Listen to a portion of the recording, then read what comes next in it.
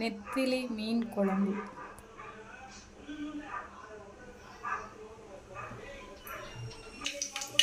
வெந்தயம், கருவேப்பிலை,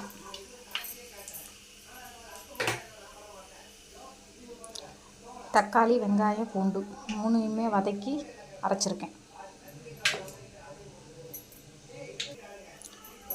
தக்காளி, வெங்காயம், பூண்டு இதில் இருக்கிறதுனால வெங்காயம் நறுக்கி போட தேவையில்லை. இதே போதும்.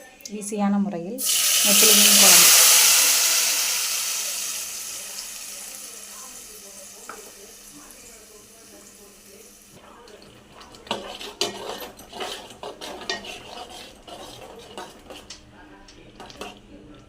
மீன் குழம்பு மசாலா, அச்சி குழம்பு மசாலா ரெண்டு தான் யூஸ் பண்ணணும்.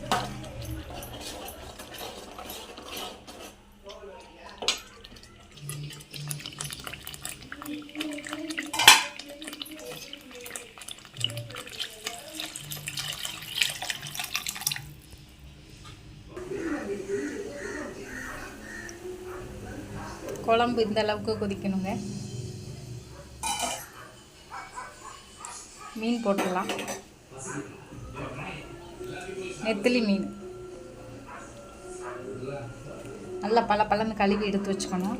மண்டை வேணுங்கிறவங்க போடலாம், வேண்டாங்கிறவங்க எடுத்துக்கலாம். மண்டை போட்டால் குழம்பு டேஸ்ட்டாக இருக்கும்.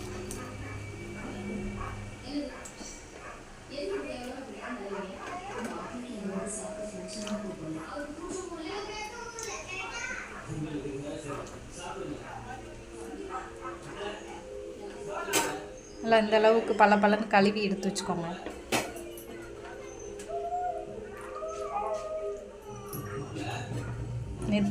நெத்திலி மீன் சாப்பிட்டு ரொம்ப நாள் ஆச்சு. வெங்காயம் எதுக்கு வதக்கலைன்னா இந்த மீனே குட்டி குட்டியாக தானே இருக்குது, அதனால் அரைச்சாச்சு.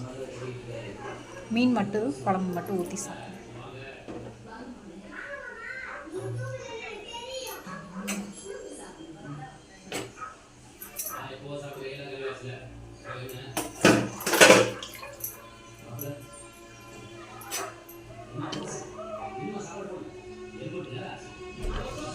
ஒன்றுமே ஆகாது, நல்லா வெந்து அழகாக இருக்கும்.